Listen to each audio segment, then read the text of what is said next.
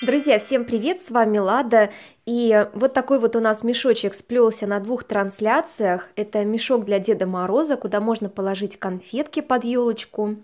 И по традиции я снимаю завершающее видео по грунтовке, лакировке и покрытию снежком этого мешочка. Поэтому, если вам эта тема интересна, то я приглашаю вас к просмотру. Особенность этого мешочка заключается в том, что он у нас неправильной формы, то есть есть вмятины, есть выпуклости.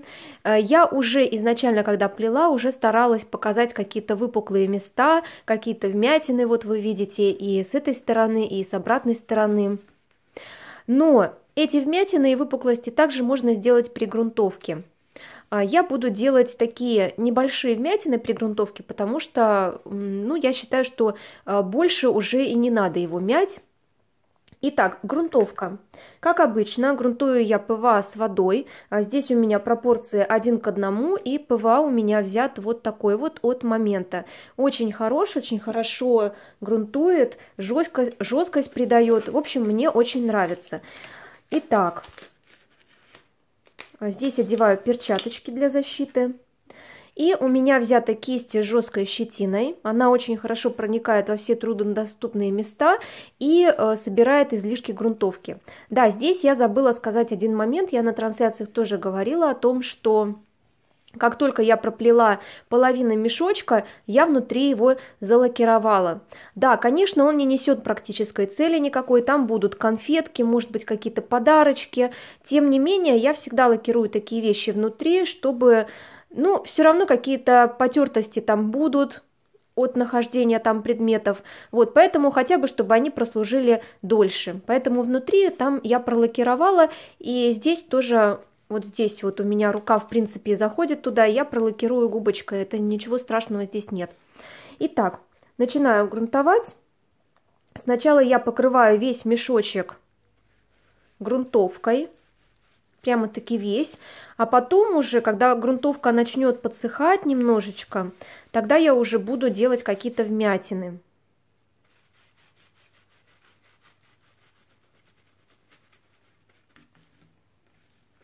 Грунтовки много не надо наносить, то есть, например, вы взяли на кисточку немножко, да, и начинаете распределять эту грунтовку по всему плетению.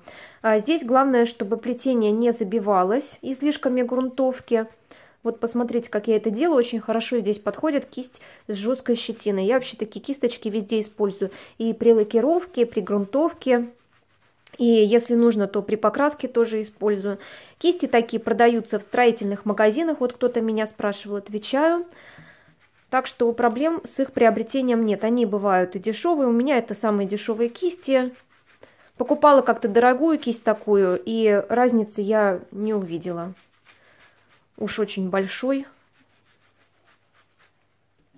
Единственное, что бывают отдельные кисти для лака, то есть они очень хорошо от лака отмываются, но я как-то купила одну, мне не понравилось. Она очень хорошо от лака отмывается, да, а вот при покрытии лаком она не очень хорошо себя ведет, так что тут нужно, конечно, пробовать.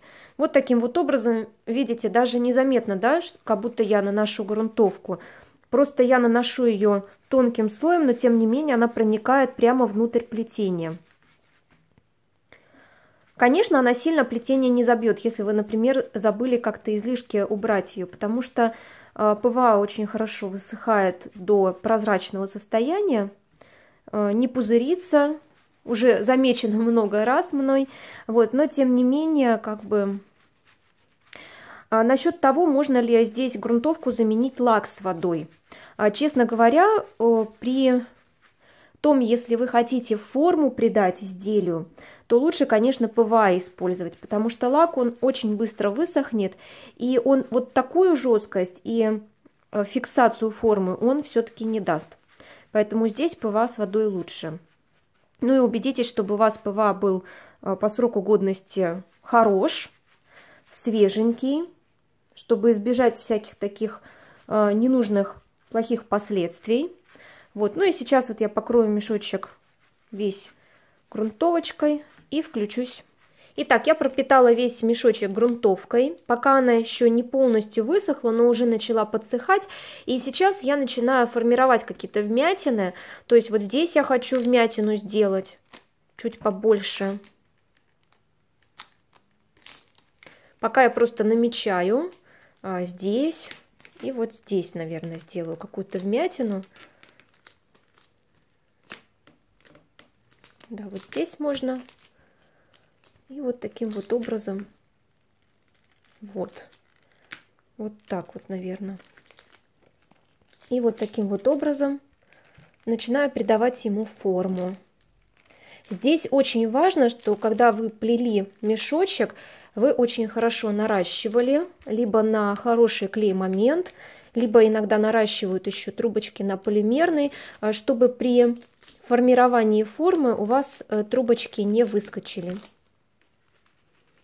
Вот где-то есть излишки грунтовки, можно просто кисточкой с жесткой щетиной убрать. Бывает так, что форму придают и не при этапе грунтовки, то есть просто мочат изделие водичкой и придают ему форму. Но здесь я именно грунтовку выбрала, я посчитала, что это хороший для меня вариант. Итак, вот она уже, видите, вот уже начинают формироваться какие-то вмятины. Немного еще подержу, потому что ПВА сохнет, ну так, не быстро. Вот здесь тоже можно вот так вот отогнуть чуть больше горловину. Здесь тоже я прогрунтовала. Вот, можно вот такую форму придать. Здесь тоже излишки грунтовки тоже убираем. Это по ходу дела делается, пока вот ПВА не высох, я вот так смотрю, да, вокруг, и могу убрать какие-то излишки.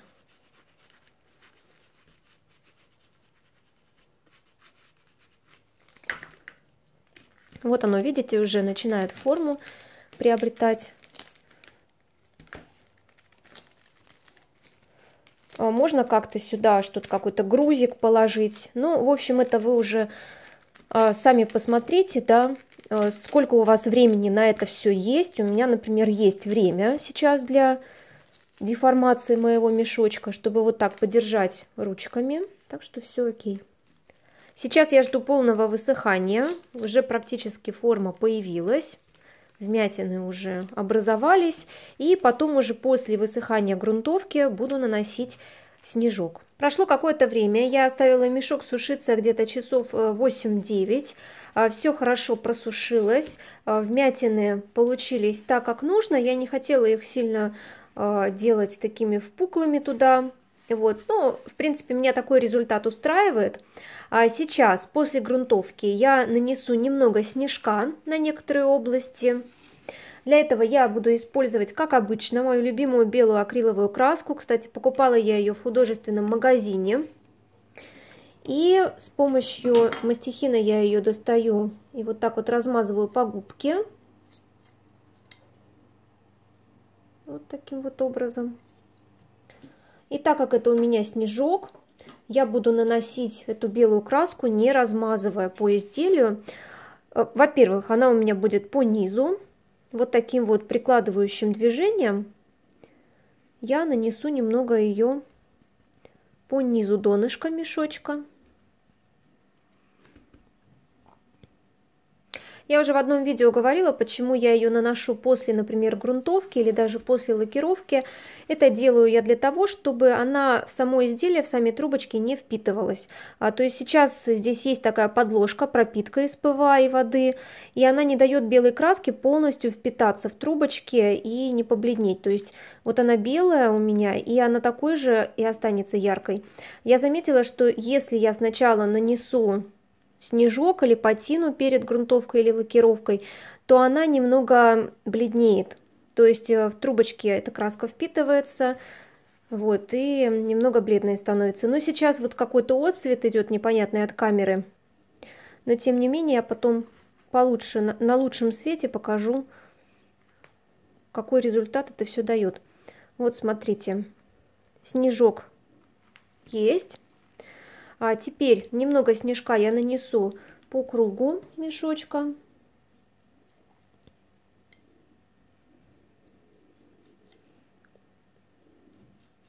Можно и не мастихином выкладывать, но, в общем, чем вам удобно, конечно, тем и выкладывайте. Так, вот такими вот движениями. Не надо, еще раз говорю, растирать. То есть, если мы будем с вами растирать, то получится такой эффект под старину, состаривание некоторое. А это снежочек, он у нас может ложиться хлопьями, поэтому вот именно прикладывающими движениями я его вот так вот и наношу. После того, как белая краска полностью высохла, я еще нанесла немного белой краски вот здесь, сделала такой маленький легкий снежок. После этого я сейчас приступаю к завершающему этапу. Сейчас я буду лакировать мешочек. В данном случае лак я использую вот такой паркетный лак фирмы 33W. Это мой любимый лак. Я очень его люблю, но, к сожалению, он дорогой. Но он очень хороший. Просто супер. Единственное, что мне не нравится, это банка. Вот после уже второго-третьего открытия она начинает ржаветь, и с этим вообще ничего не сделать. Пробовала его переливать в другие емкости, но пока лучше железной банки ничего не нашла. Этот лак даже в стеклянной банке ведет себя уже не так, чем-то начинает пахнуть. Ну, в общем, как-то не нравится, поэтому храню его в этой банке. Ну, здесь и осталось этого лака совсем чуть-чуть, надо его использовать. Итак, беру кисточку с жесткой щетиной, опять жесткой щетиной, да, это любимые кисточки для лакировки грунтовки, покраски, и начинаю вот таким вот образом наносить лак на мешочек. Беру я немного лака на кисточку и вот таким вот образом наношу его на мешочек. Если здесь появились излишки, ничего страшного. Ничего страшного, я кисточкой вот так прохожусь, и щетина все излишки убирает. Все очень хорошо пролакировывается.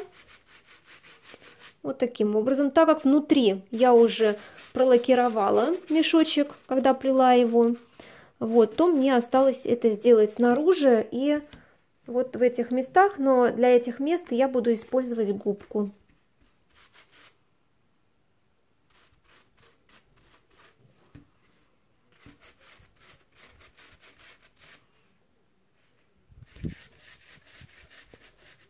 Смотрите сами, в один слой лака вы сделаете или в два. Я, например, все изделия лакирую в два слоя. Мне кажется, что так будет прочнее. Можно и в один слой, на самом деле, если изделие, опять же, не несет какой-то практической цели. Например, вот этот мешок, он чисто для декоративного элемента служит, но тем не менее, смотрите, мы же все равно изделия протираем, то есть на них все равно садится пыль, если они у нас стоят на виду. Вот. А протираем мы зачастую влажной тряпкой, конечно, кто-то и сухой протирает, но это уже на любителя. Если вы влажной тряпкой протираете, то я, например, все равно советую лакировать в любом случае, хотя бы один слой лака сделать, тогда влажная тряпка будет вообще ни по чем этому изделию. Ну и вообще лак все-таки защищает от каких-то механических повреждений, поэтому и механических повреждений, и воздействий внешней среды. Все равно у нас и воздух влажный в некоторых помещениях, да, где мы ставим эти изделия, и,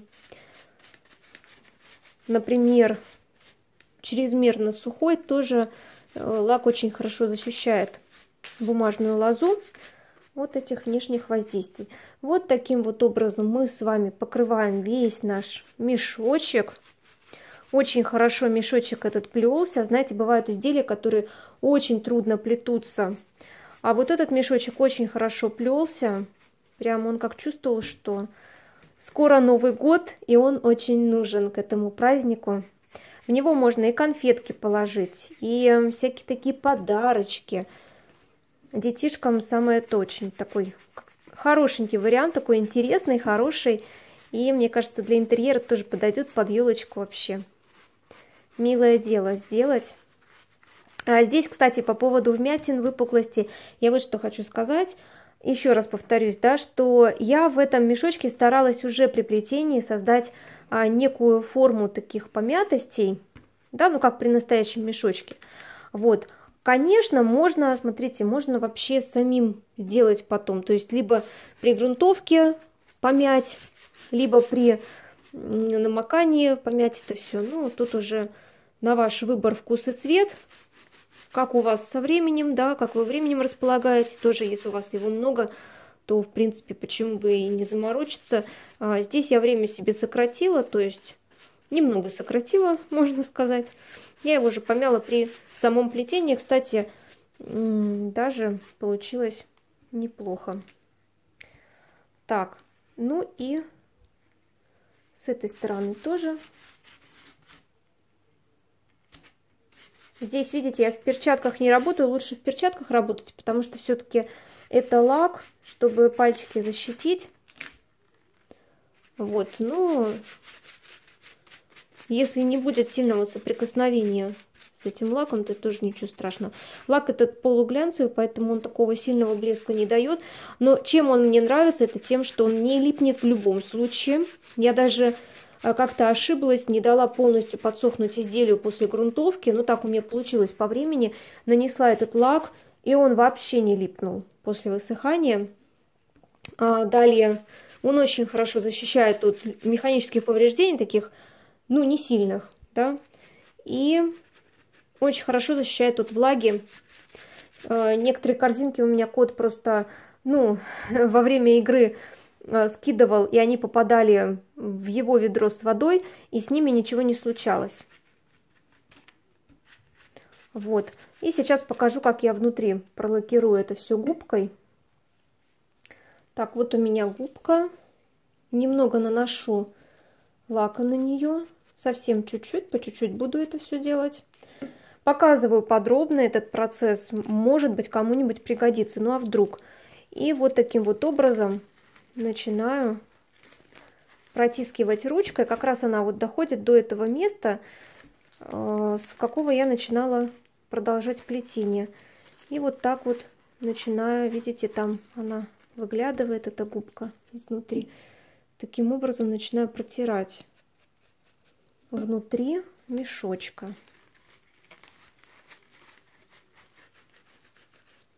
Ну, если мы так увидим, да, губка лакирует, так что все нормально. Вот. Ну, тут самое главное, когда вы плетете мешочек, чтобы рука вот туда вот внутрь уходила.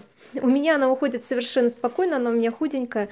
Вот, а вы, когда будете плести потом мешочек или плетете, да, обратите внимание, чтобы все-таки отверстие оставить таким, чтобы туда помещалась хотя бы ваша рука. Хороший вариант для того, чтобы прятать конфетки. Никто не догадается. Вот. Вот таким вот образом все мы с вами пролакировали. И теперь мы не боимся, что там внутри что-то повредится. Ну и вот такой замечательный мешочек Деда Мороза для подарков у нас в итоге получился. Шнур я сделала следующим образом. Я взяла 3 веревочки и сплела из них обычную косичку. На конце образовались вот такие кисточки забавные. Получилось, на мой взгляд, очень даже интересно. Ну и по традиции отнесла я мешочек в лес, устроила ему настоящую фотосессию на снегу. Было очень интересно, правда, немного холодно. Я надеюсь, что это видео вам понравилось и оказалось хоть в какой-либо его части полезным. Обязательно пишите в комментариях свои отзывы, пожелания, может быть, вопросы какие у вас есть. Я на все отвечу, с удовольствием с вами пообщаюсь. Легкого плетения, вдохновения и с наступающим вас, друзья! Увидимся очень скоро в следующих видео и трансляциях. Пока-пока!